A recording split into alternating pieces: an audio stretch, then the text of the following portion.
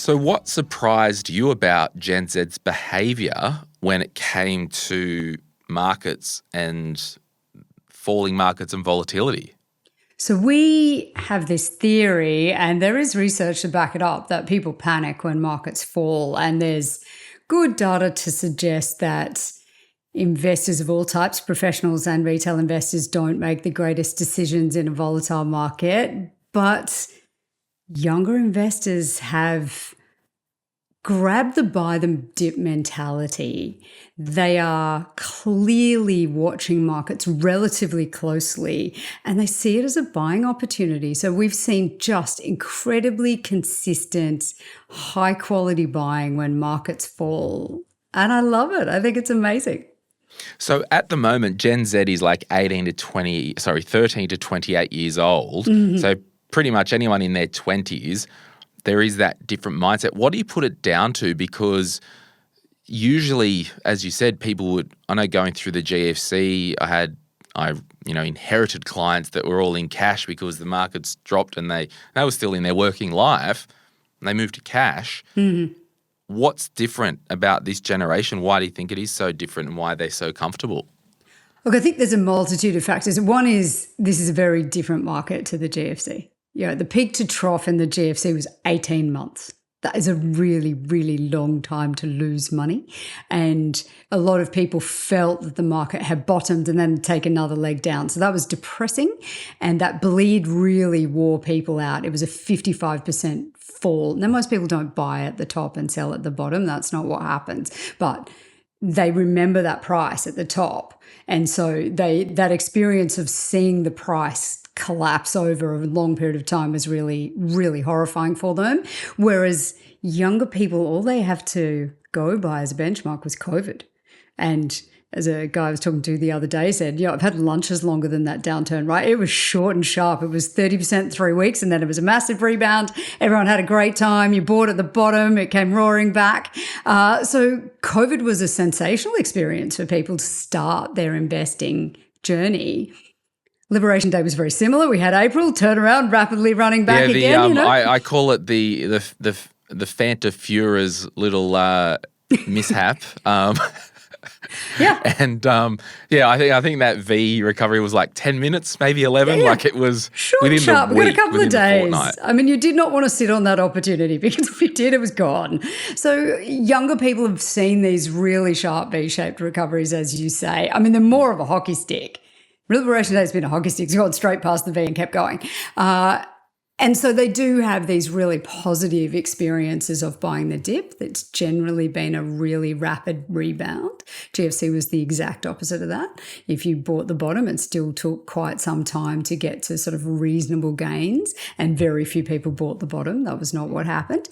There was a lot of catching knives. A lot of falling knives during that period, a lot. And, share prices for some of Australia's biggest companies, the banks, with the exception of CBA, there were people who bought them in the sort of late 90s who took decades to make their money back. So this has been a unique period. But what I love about it is you've got people, as you say, relatively early in their working lives trying to build wealth.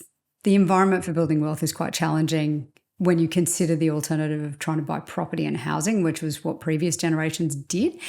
But their experience of the share market's really exciting. The other thing that's very different to previous generations is it's cheaper, it's easier, you've got access to all this amazing information. So you have all of these like clear and simple opportunities in front of you that perhaps just weren't there for previous generations. And I was going to ask you if you think it is a mindset or technology thing, but it probably is both, because if you're, what am I now, 41 or something in the shade, I started this podcast 8 years ago. Mm. Before that, even at the turn of the century for the Gen Xers and the boomers, there was no money podcast. There was money on Channel 9 with Paul, and Koshy was doing a thing. Mm. But a lot of that wasn't the detail that we get to go in with a podcast, coupled with having an investing app and seeing the volatility. I think absolutely that. I think also the products are far more accessible. So the barriers to entry are just so much lower in so many ways. But I think, and I know we'll talk to this, ETFs have changed everything. For investors, the hardest thing for almost everyone is, what do I buy? So I like the idea of becoming an investor, but I'm terrified of getting it wrong. What do I buy? From what we can see with young investors, that has just made taking that first step so easy relative to 15, 20 years ago, when even if you had the best quality information in the world and you could listen to the podcast and you had the app and all of those things, getting over that first hurdle of what rather than when and why, just what, that was the hurdle. That was the thing that people would fall over with. And now people straight through it. So who are you and what are we doing here? I'm Gemma Dale from nabtrade, and this is Money, Money, Money. Before we get into it, this show is general advice only, and I've got a license to provide that advice. Full details can be found in the show notes. I'm a former financial advisor. Now I do the Money, Money, Money podcast. If you're a regular here, we call it M3, and we do a podcast called Retire Right. I've got a book, The Quick Start Guide to Investing, is available wherever good books are sold. There's a link in the show notes if you want to turn up your investing to 11, or if you're just getting started. Let's get into it. Thank you so much for being here today. So as you heard, we are talking with Gemma Dale from nabtrade. What's your role at nabtrade? So my title is Director SMSF and Investor Behaviour, but I basically do investing insights and education, and I also get to look at our customer data and look at investor behaviour, which is super fun and super interesting. And then talk about it. Yeah, and Gemma's been on the podcast over the years, so if you're a regular, you would know of her. And nabtrade has not paid any money for this. So it's just a community service thing, but hey, if they want to give me money, we'll take it. But so are Gen Zs, do you think they're actually better investors, or are they more active type traders? What's the data that you're seeing at nabtrade? So the data that we have, first of all, better investors is always a really difficult question. I think it's really important, and you will know this because like me, when you started, the simpler, easier products were sort of less accessible. What we see from older investors is they've got quite complex portfolios because they bought some CBA in the float, and then they bought some BHP because you had to buy BHP, and then they went, oh, CSL looks like a growth company. Got some T2 in there as well. They've definitely got that. So they've got these really interesting, complex portfolios, and if they're very astute and have made good decisions over time, then they will be a little bit more like what you would see if you went to see an advisor and got professional advice. And if you just let stuff run, it can be all over the show. So you can have some really interesting things. What you see with young people is they have these really, really clean portfolios. Part of that is a function of timing, right? So they come to market, and that first decision they make is to become an investor. It's the most important decision you'll make. I'm going to be an investor. That's what I'm going to do. And then the second thing they do is go, what am I going to buy? And in our data, what we see is that is the ASX 200 ETF, Daylight, the S&P 500 ETF, a couple of other things, Daylight, and then other stuff. Like, it's absolutely extraordinary how consistent the behavior is. People have bought the story about ETFs and just getting diversified market exposure for a really good price, and that's their strategy. Is VAS the biggest holding in terms of ETF? By an enormous margin. Enormous. Yeah. The brand is out there. People trust it, they know it, and that's what they buy. And so we see that, and then we see them buying consistently. I think what I love most about our data is we tend to tell people to do an auto invest type concept, right? We're just going to take it out of your account every Wednesday. We're going to buy some, or every fortnight when you get paid, or whatever it is. What we see, though, is that even though they're doing it consistently, they will buy more often, they will buy more, and more people will buy. That sounds like I'm saying the same thing, but it's not. It's three separate cuts of the data when the market falls by more than 1% on a single day. So what we're seeing is strategy is very simple. I'm going to buy the ASX 200 or the S&P 500, maybe the NASDAQ, but I'm going to do it when it's a little bit cheaper And that's when I would prefer to buy. And I might do $500 a month or $1,000 a month, but I want to put my $1,000 to work when the market's off more than 1% rather than a day when it's up. I love that. I think it's amazing. Do you, and at the risk of being that old annoying guy, anyone under probably 35 hasn't lived through an actual long-term financial crisis. Mm-hmm. Is there some rude shocks coming in? Because I just want to kind of pivot maybe and talk, if you've got many investors on nabtrade that look at leverage stuff or thematic stuff. Like, do you see that much? Because there's going to be a lot of people getting a big spanking at some point because they haven't lived through a prolonged downturn. And, for me personally, my investment portfolio is not 100% growth. I won't do more than 85, 90. But you see it online all the time. Yeah, I'm in geared ETFs. I'm going to town, baby, because it's always been good, right? And when there has been a V or a hockey stick, we got out of that. Sweet, let's keep going, baby. So are you seeing much from the leveraged ETFs or thematic stuff? Yeah, that's such a good question. I think so. There's a couple of things. One is half of our investor base has joined us either during or post-COVID. So it gives you an idea of how lengthy people's investing experience has been. Worth noting, some of those people might have invested in the past and then sort of reactivated their account when they saw a buying opportunity, that kind of stuff. But let's say half of our base is new investors and their investing experience has been COVID and post-COVID. That very sharp and a downturn and aggressive rebound. And then Liberation Day, which, barely even shows up on a chart within 6 months now. It was so short. I think there's a couple of things to consider. One is, so we absolutely do see some of the more aggressive stuff, but we see really small proportions of it. There's little cohorts of people who'll be very, very active and very aggressive in their trading. People who are day traders and all of those sorts of things. We don't see a lot of it. Now, that might be selection bias. nabtrade's owned by a bank. We don't have, if you want to do options trading, you've got to do a little course and you've got to do all the things. You've got to, it's not the kind of platform you're going to go to if you are a super high risk trader and you're looking for very, very, very high volatility opportunities, right? So there's a different set of platforms for those people. And so we tend to see less of it, I think, than might exist in the world.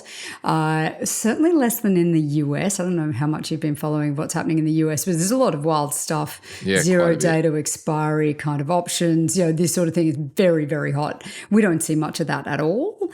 It tends to be quarantined to a really small number of people. What we do see in our base is the vast majority of people who are younger in these really vanilla products. So as I said, it's daylight between VAS and the next product. And then daylight between the next type of ETF and what comes after it. So they're really small, those sorts of things. I think it is entirely possible people will have a rough experience when there's a market downturn. It happens, but it won't be because of leverage in our younger population. So this, I guess, recent tranche of research that you guys have done, what type of questions were you asking? This is not questions. And this is what I love most about my job. This is not questions. This is not an opinion survey. This is just observing the data. This is just the data. And I love this because we get opinion surveys all the time pitched to us. I'm sure you do too, going, what would you do? And as you know, when you were an advisor, you can do a risk profile with someone and go, what are you going to do when your market, when your portfolio falls by 20%? People are like, I'm going to buy more. And then the time comes and they're like, I'm out.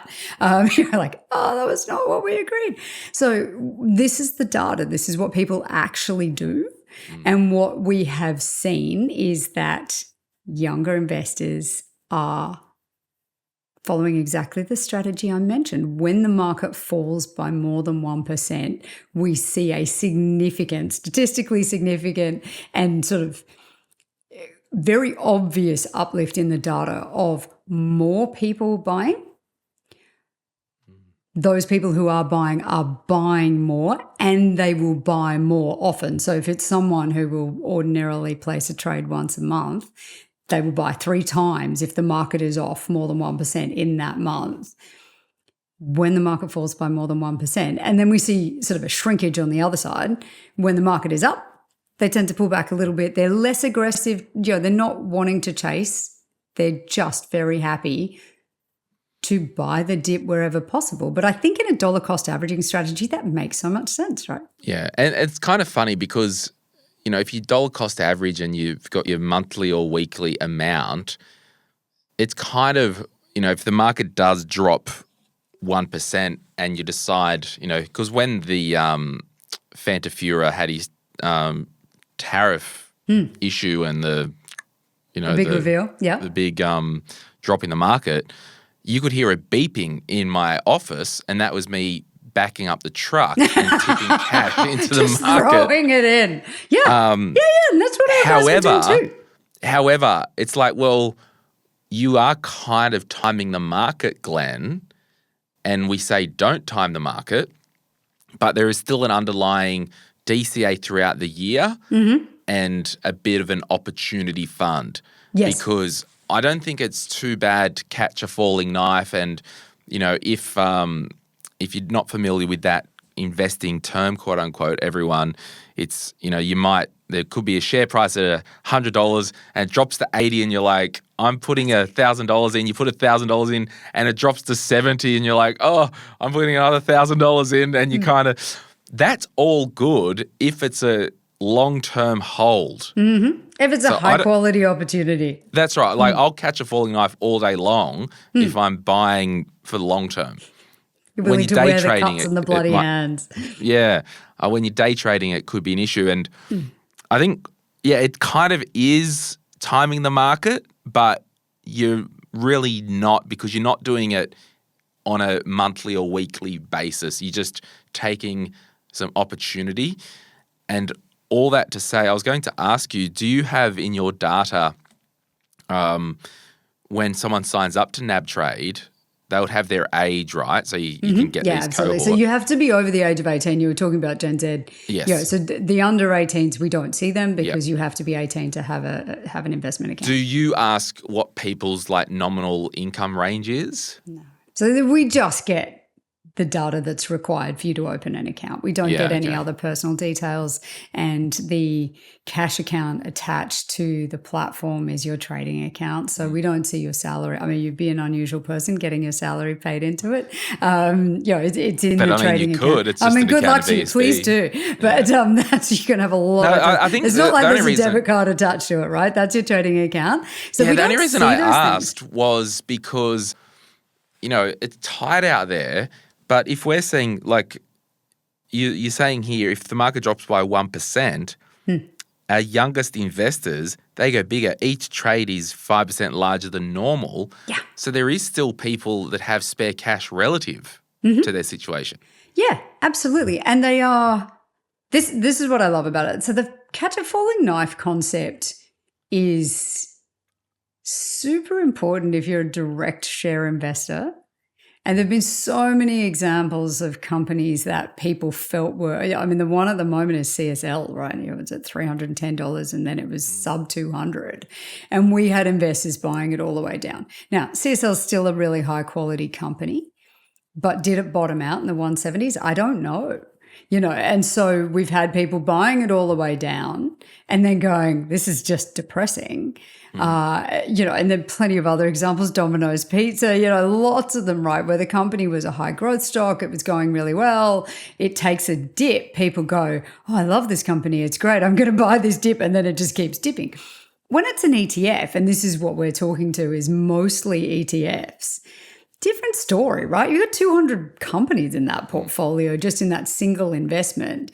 You will hopefully not have the dominoes experience where it just keeps falling and falling and falling and falling. It happened during the GFC, but that was supposed to be a once in a lifetime experience. And COVID was, as I said, it was 30% in 3 weeks. in. And I mean, that was a once-in-a-lifetime experience, I hope. Let's never have another pandemic. Like all these 1,000-year floods in New South Wales that happened 3 years running. But I okay. mean, we might have another pandemic. Like, that'd be super depressing. Nobody wants another one of those. And there was a reason why the market fell so aggressively. I mean, the entire global economy locked up. No one had any idea how it was going to play out. And then it just turned and ran. So if you were buying ETFs during that period, you were buying a whole basket of companies, that idiosyncratic, stock-specific, company-specific risk that you have when you are buying individual companies, and where the falling knife thing is a bigger issue. Just doesn't feel as relevant in this scenario. If you're building a portfolio that's already naturally diversified because it's ETFs, you're building for the long term, and you're building something boring and sensible that, the whole economy has to go to pieces for your ETF to be worth nothing, right? Yeah. We will take a break and we'll be back right after this. If you're after personal financial advice, don't get it from a podcast. But if you want guidance tailored to your situation, head to moneypodcast.com.au and click Get Help. We'll connect you with one of our trusted professionals, financial advisors and mortgage brokers, who work with people right across Australia. No matter where you are, they can help. Now, before we get back to the show, a quick reminder to protect your financial life. That means having income protection sorted. It means having death cover if there's any debt or dependents relying on you. It means getting your personal insurance in order. Most people insure their car, they insure their house, but what about themselves? Sky Wealth, who support this podcast, are specialist financial advisors who can help you get the right cover in place. Their advice is often more comprehensive and better value than going direct through your super. Book a complimentary 15-minute chat at sky.com.au. That's skye.com.au, and they'll point you in the right direction. Okay, I want to talk about analysis paralysis. How often do you see new money placed in a cash account and it sit there for 3 weeks without being traded? Oh, I would love to say it's only 3 weeks. Yeah. Okay, so there is quite a bit of people that put the cash in and it doesn't get traded straight away. Yeah, 100%. 100%. But to be fair, the nabtrade platform, they pay their interest-bearing accounts. We have a high interest account that is very attractive, and we actually do get huge swathes of very high value money coming in where people have sort of undertaken quite significant transactions, and they'll just park it, and they're reasonably happy with effectively getting their cash rate. Like, that serves them quite well. And just on that, everyone, you might pay a high brokerage fee with your nabtrades, your CompSecs, your self-wealths or whatever, as opposed to your insert app like custodial model here. But these platforms actually pass on the interest in the cash account. And so I don't use nabtrade, but the platform I use, if I do put money in there and I need to park it, I just buy AAA and park it there. So that's just a bit of a teaching thing there with these, real world brokerages. They're interest bearing. So it does make sense that you could park money on there and at least get interest. But I guess that the data wouldn't tell you much about analysis paralysis, would it? You can tell. So we can see just in aggregate when people are building up cash positions, and we've seen it really over the last 12 months. Like, the cash book has just grown and grown and grown. Oh, so do you think people are waiting at the moment for things to cool off? Oh, yeah. Like, you can see it really clearly, and you can see it we will see a shift towards selling rather than buying. And you've got to look at your different cohorts. Like, younger people are just generally going to be buyers of equities over time. They're trying to build wealth, right? So there'll be a cohort who are very active and they want to take profits and think about how they reinvest those and whatever. But most people are just buying. They've got $1,000 a month or whatever their position might be, and they're trying to grow that well, so they will be buying and not doing a lot of selling. Our older, more mature investors, and we tend to be overweight those sorts of people just by virtue of being part of a bank, they are pretty concerned this market is toppy. You can see it really clearly. They have been just trimming positions. They'll trim CBA in particular. They never sold that thing until the last 18 months. And then they're like, holy moly, $180. Like, even I've got to take profits at this point. You can see them trimming. That goes into cash. They'll take their dividends in cash, and they're just not reinvesting at this point. They just don't love where prices are at. And I mean, and this is an interesting, box to double click on. Like, if you are out there, because I'm broadly don't do direct shares. I've got a couple, and it's funny, every year I might jump on the podcast and be like, I don't have any direct shares at the moment. And then I've got one, and then last year I didn't have any, and now I did some beeping the truck back up with that little, trade war dip. So now I've got a direct share position. Like, the lion's share is in the diversified funds.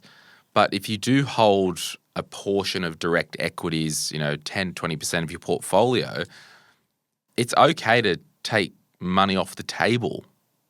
It's really okay to make money. Yeah. They always say, you never lose money taking profits, or you never go broke taking profits, I think is the expression. Yeah, we have a lot of investors who feel that way. And I think it's really interesting to watch how people's financial positions evolve over time. As I said, those people who've been around longer, their positions are absolutely a product of the environment they started in. You had to ring up a broker and, buy, or, send in a prospectus, if you wanted to buy T2, if you wanted to buy CBA or whatever it was back in the float. So they've got these really weird allocations to things, and it makes a lot of sense for those people to reallocate over time. But they've got to consider capital gains tax, and they've got to consider, the income stream they need to live on in retirement and whatever. So people's situations get quite complicated as they age and their portfolios get messier. Whereas our younger investors, their portfolios are clean, right? They're really clean. They make perfect sense. You look at them and go, you're doing good. Well done. Do you have data on your younger investors if they're plugging like share site things in? Yes. Do you see that through like the APIs? So you know that, do most people do that?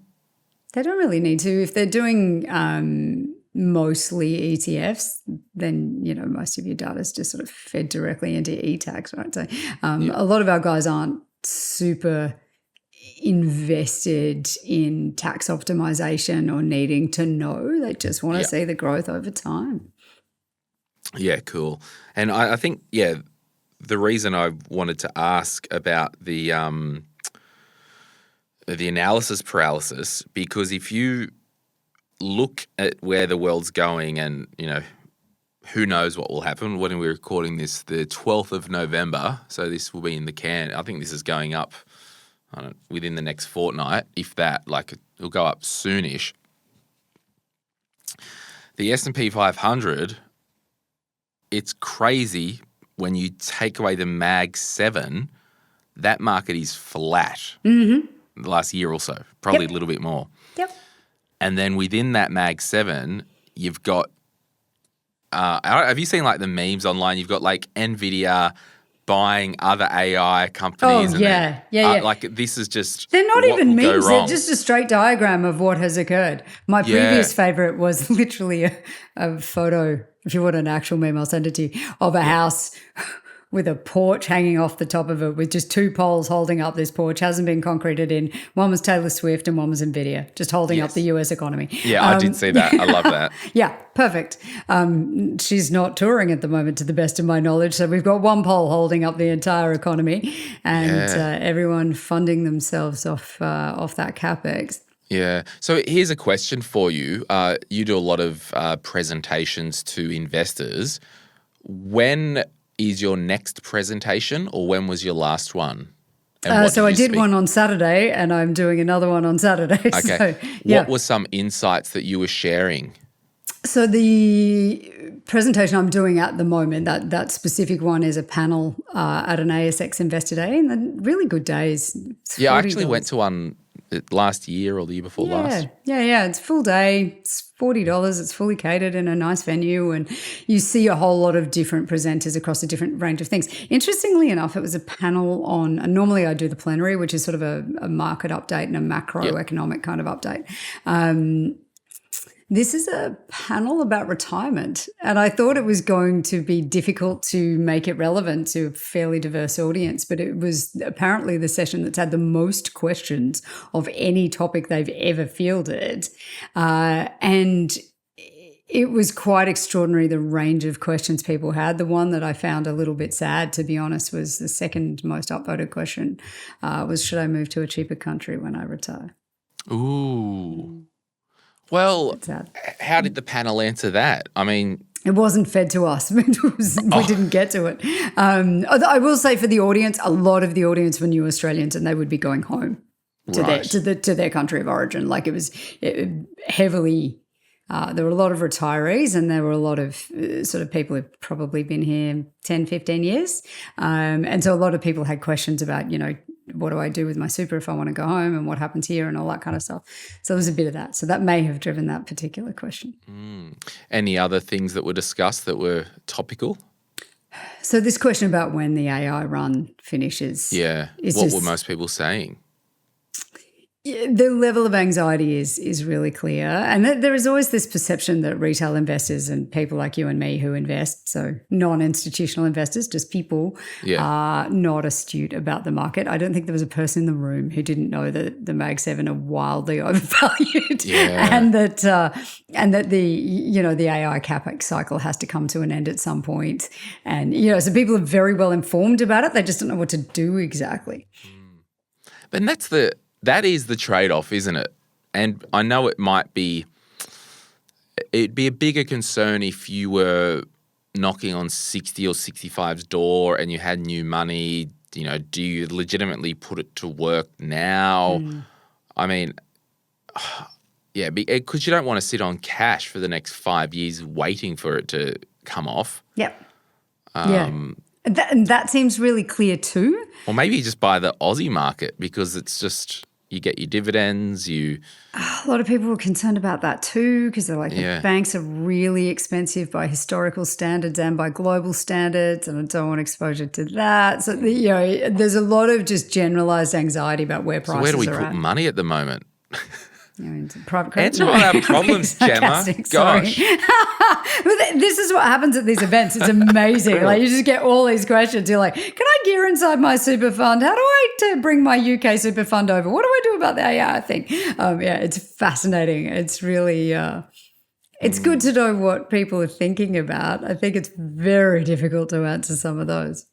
Now, your colleagues in the I guess money world, talk to us about, we've had just the last quarter or the last month, a little tick up in that inflation thing, and we're not likely to get a Christmas present from the RBA this year. Maybe can you talk a little bit about what you're seeing out there on that inflation front, the employment front, any little updatey things for us? Yeah, sure. So our guys are like May at the earliest, probably one cut next year. Next year. Yeah, it's changed dramatically, right? Everyone's forecasts have really had to shift, and it'll be the unemployment figure, I think, that shakes it out and is the bigger concern. You need to see a real collapse, but we've got really aggressive population growth at the moment, and unemployment's still relatively low. It's when that changes that things start getting interesting. So they are moving to I'm going to get into the boring data. So, we've got quarterly CPI, there's monthly CPI, but it's not a holistic basket. It's sort of overweight goods and underweight services. So you always end up with a sort of a wonky read mid-quarter, if that makes sense. Yes. So you think you're getting it, and then you get to the end of the quarter and you're like, oh, no, that's not what we saw. So we were closer than consensus to the quarterly CPI. Everyone was out by a really big margin because your monthly reads are not that great. But they're going to move to a monthly read that is the whole basket. And so we will have better, and the RBA will have better quality data to read what's going on. Was that a bullish shake-up, or was it like I'm not sure. They may have been working on it for a long time. Yeah. I mean, it was pretty shameful that we were pretty much the only country in the world that didn't have monthly CPI, and they had to cobble something together. Although I've made this comment before, like you and I are not new to this. I did economics at university. We didn't talk about inflation for 2 decades. Like we just never talked about it. It was 2 seconds on the news, CPI's come out, it's the same, let's move on. You probably, when you're in uni, I don't want to stamp an age on you. We would have come out of probably the 17s and back to normal. So it was probably like no problem here. Yeah. It was in the 2 to 3% band at all times. It never changed. And it was only COVID where you're like, oh, thank God, I spent 4 years learning about this bloody thing and now I can talk about it. Yeah. But it was, it didn't really matter that there was only quarterly CPI data because it didn't really shift much. And then they had to move to monthly, and now they're moving to quality monthly. And that might change things a little bit just because the data set is more relevant. I find it interesting that it's such a clickbaity, newsy thing because, a lot of people's mortgage, like floating mortgage rate, is probably 5.5%-ish. That's still pretty cheap money for a mortgage by normal standards anyway, isn't it? It's incredibly cheap by historical standards, but it's the size of the debt that matters, right? Yeah. If you've got $1 million mortgage. Yeah, I guess the mortgages are bigger at the moment. Huge, like absolutely huge. Was it a meme or is Trump talking about 50-year mortgages? Yeah, no, he legitimately is was? talking. Yeah, now they're talking about 15-year car loans as well. Have you seen that one? Oh, God, shoot me. I know. Can you shoot me? I'd rather not, but Yeah. Yeah, 50-year mortgages and 15-year car loans. So what is making people like me and people who've been around doing this for a little while so anxious is this is the stuff that started pre-GFC. As soon as you start extending loan terms, it's some of the stuff that's, if you want to get into other asset classes, private credit started to become problematic. And one of the things you see when you look into these debt portfolios, as soon as people start extending loan terms, like the amount of time you've got to pay it back, that is a very good sign that you've got borrower stress, like real borrower stress. And you've now got the president of the USA say, get yourself some stress, you'll be fine. Because, you get a 30-year mortgage at the moment, 10 years ago when they announced the 30-year or 15, whatever it was, that was like, oh my gosh, a 30-year mortgage, not 25. Yeah. The average age of house purchase in the US now is 61. Not it'd have first to be purchase. Late 30s in Australia, would it? It's increasing over time. I don't know what the exact data yeah. is. First home buyers in the US are in their 40s now. And average age of any house purchase is in their 60s. Like it's just extraordinary. So the idea of a 50-year mortgage when you're in your 60s or in your 40s for that matter, like their life expectancies are substantially lower than here. It's wild. Like the maths doesn't work. Well, and that's it. Like the debt's increasing, wages aren't really, and the only lever that society's put on, the banks would love it. Obviously not your bank because they're, we would not love it. We're very caring about NAB. our customers. Thank you. Yeah. But it's just interestingly it's enough, that whole car yard thing. It's like, hey, do you want this new car? Oh no, we can't afford $1,000 a month. And the car yard salesperson's like, or the business manager, well, we could get this down to $800 a month. Sweet, increase it to 7 years. What could go wrong? Like. It's just kicking the can down the road. I don't work in the lending part of the business, obviously, but lending standards are such that if you are going to be retired before the end of the loan term, that's the end of your loan term is when your retirement age is, right? So for a person in their 50s currently, it's extremely difficult to get a loan, and as first home buyers age or the age of becoming a first home buyer increases, let's put it that way, the idea that we're going to have 50-year mortgages here just doesn't make any sense to me. I just don't think lending standards would permit it. No. And there's an increasing issue of people using superannuation to pay off their mortgage. That has been happening more and more over more than a decade. That's a pre-COVID phenomenon. It was picked up in the Hilda survey years ago. And also the fixed rate mortgage scenario in the US is very different, right? So you can... Well, that's why Australian banks are so profitable, right? Because it's all floating rate, basically. It is, yeah. But I will say also it makes Australia's banks more resilient, which is important. Yeah, because they're not carrying the bag for millions of people. Yeah. And it matters. from an economic perspective, like the whole economy benefits from that. It is fascinating to me that any first world country would have fixed rate mortgages of 30 years and still have them and not have moved to variable. And you can see the dislocation. We're getting into all sorts of topics. You can see the dislocation in the US housing market now of people who will not sell because they've got a 2.5% mortgage. Yeah, and 100%. So that's it. You've got this massive issue of people who won't sell. They're in mortgage prison, but a good kind that's good for the money but bad for lifestyle. Bad for lifestyle, bad for where they live. It's massively reducing mobility. So you've got huge issues with new housing coming online and not selling because no one will sell their old ones and move into the new. It's doing very weird things. In that period of obviously ultra low rates threw things out all over the place, but particularly in places where you could lock them in for 30 years. Yeah. Oh, well, good little catch up, chin wag, if you will. We might call it a day, but anything else that, I don't know, that maybe we didn't talk about that you wanted to mention? I am all good. I do, though, my daughter who's 9 says, shout out. We're going to do a shout out. But I will say shout out to young investors. I think it's amazing what young people are doing. Like they don't get a good rap, generally speaking, as investors or as anything else. But the data says very clearly young people are making excellent decisions and I love it. How are you teaching your 9-year-old about investing in money? Oh, so my son, who's 12, my daughter's not there yet, but my son is 12. He has a school program called Banker, Banquer, where the kids, it's the most extraordinary thing I've ever seen. So we talk to him. Is that like, I don't know, you'd put your kids in at Shaw, wouldn't you, Gemma?